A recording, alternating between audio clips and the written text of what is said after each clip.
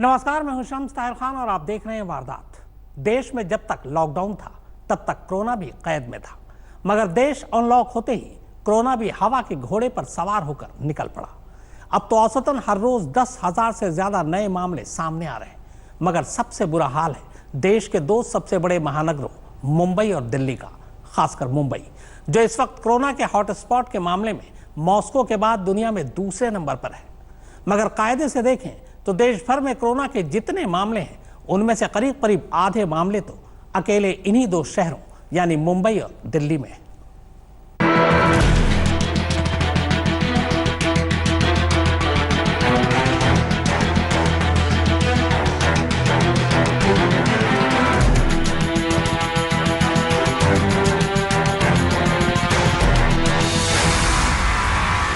दुनिया के corona map पर भारत को देखिए और अब भारत के कोरोना मैप पर महाराष्ट्र को देखिए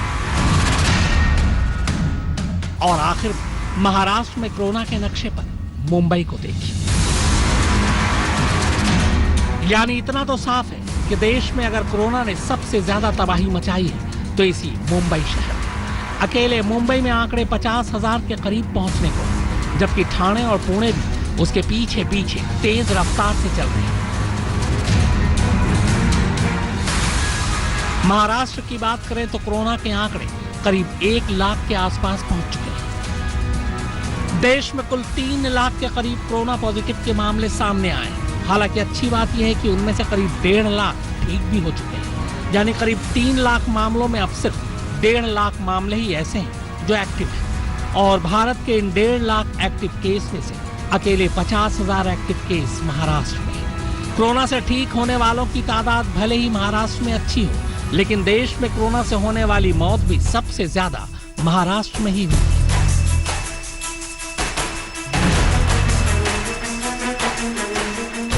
इसमें कोई दो राय नहीं कि देश के सभी राज्यों के मुकाबले सबसे खराब हालत इस वक्त महाराष्ट्र और खासकर मुंबई की है। इसके बाद तमिलनाडु और फिर दिल्ली है। तमिलनाडु में अब तक करीब 39,000 मामले सामने आ चुके हैं, जबकि दिल्ली में करीब 35,000 कोरोना के केस हैं।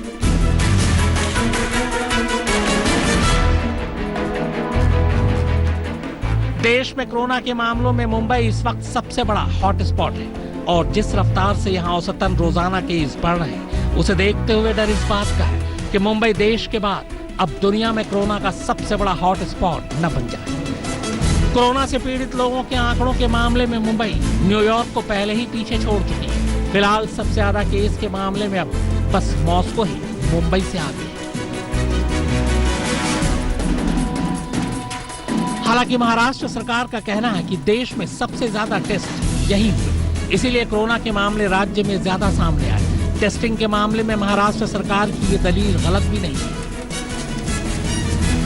रिकॉर्ड के मुताबिक मुंबई में रोजाना 6,000 से ज्यादा कोरोना टेस्टिंग की जा रही है। अब तक 2 लाख से ज्यादा लोगों की कोरोना टेस्टिंग हो चुकी है। इनमें से 50,000 से ज्यादा टेस्टिंग तो पिछले 10 दिन में ही की गई, यानी करीब 25% टेस्टिंग सिर्फ 1 जून से 10 जून के बीच की गई।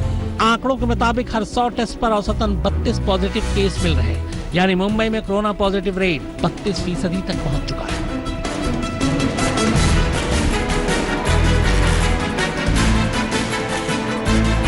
मुंबई में हुई अब तक की टेस्टिंग में एक हैरान करने वाली बात यह भी सामने आई कि यहाँ कोरोना के कुल मामलों में युवाओं की अच्छी खासी तादाद है, जबकि बुजुर्गों की तादाद कम है। मुंबई के लिए सकारात्मक पहलू इसलिए है क्योंकि युवाओं में कोरोना के मामलों में रिकवरी रेट भी काफी अच्छा है।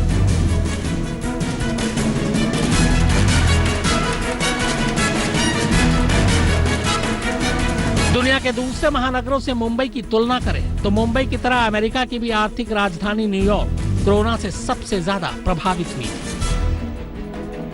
हालांकि अब न्यूयॉर्क में नए मामलों की तादाद कंट्रोल में है। हालांकि न्यूयॉर्क और मुंबई की आबादी में काफी फर्क है। मुंबई की आबादी लगभग 1,85,00,000 है, तो वहीं न्यूयॉर्क की आबादी 84 लाख के करीब।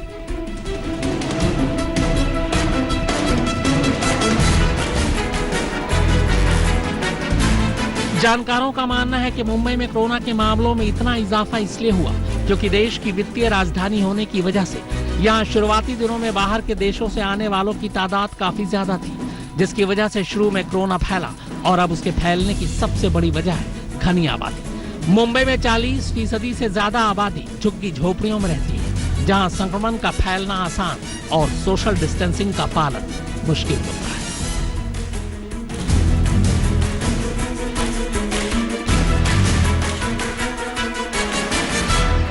शुरुआत में ही कोरोना के इतने मामले इस शहर में आ गए कि सरकार और मैनेजमेंट को संभलने का मौका ही नहीं मिला। पहले इस खतरे को इतना बड़ा आंका भी नहीं गया था। वैसे कोरोना की असली माइंस तो बिछी है मुंबई की सबसे पुरानी और दुनिया की सबसे बड़ी झुग्गी बस्ती धारावी में।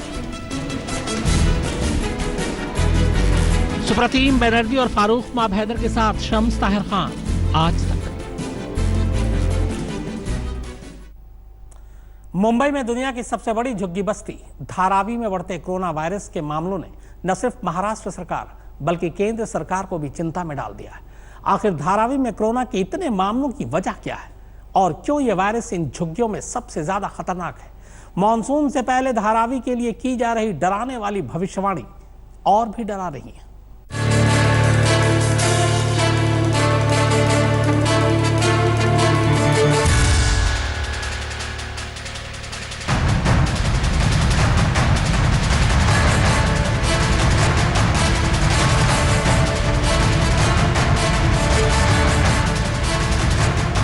यह मुंबई महानगर का नक्शा है और इस नक्शे में ये जो लाल निशान आपको दिखाई दे रहे हैं, इनमें से ज्यादातर वो झुग्गी झोपड़ियां हैं जहां लाखों की तादाद में लोग रहते हैं। मुंबई की तकरीबन आधी आबादी इन्हीं झुग्गी बस्तियों में रहती है, जहां सोशल डिस्टेंसिंग मुमकिन ही नहीं है, क्योंकि जो 2 गज की दूरी जरूरी है, उस 2 गज में तो इनका घर ही सिमट जाता है।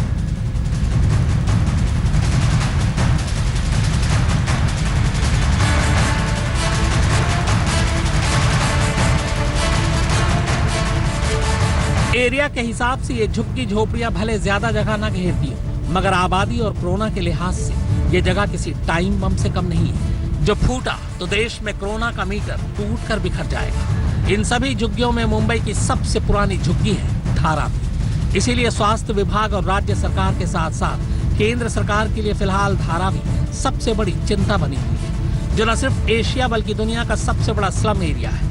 करीब 2.25 स्क्वायर किलोमीटर में फैली इस झुग्गी की आबादी 7 से 15 लाख के बीच बताई जाती है। इस लिहाज से ये पूरी धरती पर सबसे ज्यादा डेंस यानी घनी आबादी वाला इलाका है। दुनिया में कहीं भी इतनी कम जगह पर इतने ज्यादा लोग एक साथ नहीं रहते।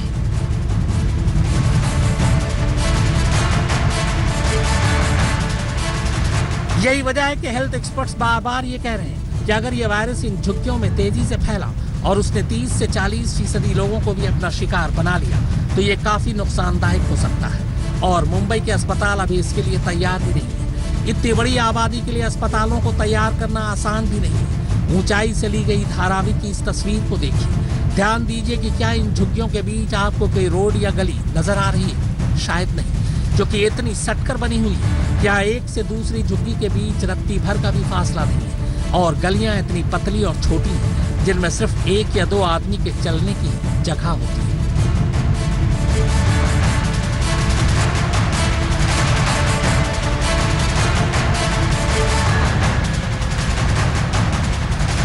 जानकारों का कहना है कि घनी आबादी होने की वजह से यहाँ एक इंसान रोजाना औसतन 30 लोगों के संपर्क में आता है। इसलिए यहाँ कोरोना दुनिया में किसी भी जगह के मुकाबले सबसे ज्यादा खतरनाक हो सकता है। और कॉन्टेक्ट ट्रेसिंग यानी एक व्यक्ति किस किस से मिला और वो व्यक्ति और किस किस से मिला, ये पता करना तकरीबन नामुमकिन है। वैसे धारावी में कोरोना के मामलों की बात करें तो अब तक यहाँ कुल 1964 लोग कोरोना पॉजिटिव हो चुके हैं। इनमें से 73 लोगों की मौत हो चुकी है, जबकि 939 लोग ठीक हो चुके हैं। धारावी में सबसे पहले 1 अप्रैल को एक बुजुर्ग शख्स कोरोना पॉजिटिव मिला था। इसके बाद बीएमसी ने यहाँ स्क्रीनिंग में तेजी ला दी। संपर्क के आधार पर लोगों को आइसोलेट किया गया।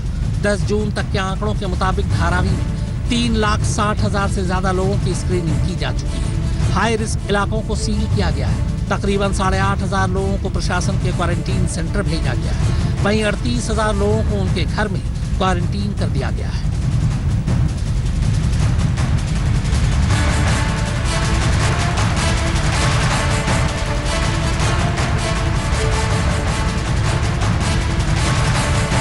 इन सब के बीच IIT बॉम्बे ने आने वाले मानसून को देखते हुए धारावी के लिए एक डराने वाली रिपोर्ट तैयार की है।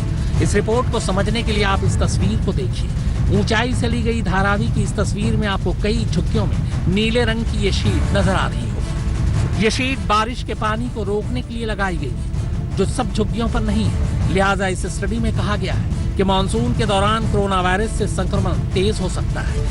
ह्यूमिडिटी यानी नमी बढ़ने पर मौसम में कोरोना वायरस ज्यादा वक्त तक जिंदा रह सकता है, जिसकी वजह से खांसी या छींक के ड्रॉपलेट्स सूखने में वक्त लगेगी। जाहिर है इससे संक्रमण और फैलने की आशंका है।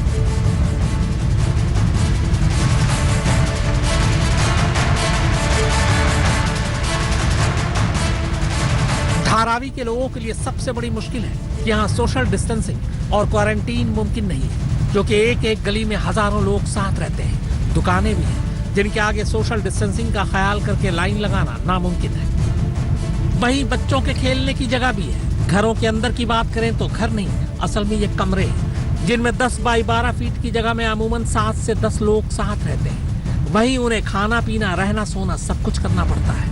अब सोचिए, अगर एक घर का कोई एक भी शख्स कोरोना से संक्रमित हो जाता है तो क्या इस घर के बाकी लोग उससे बच सकते हैं? और फर्ज कीजिए कि अगर वो खुद को क्वारंटीन करना चाहें तो फिर ये बाकी लोग कहां जाएंगे?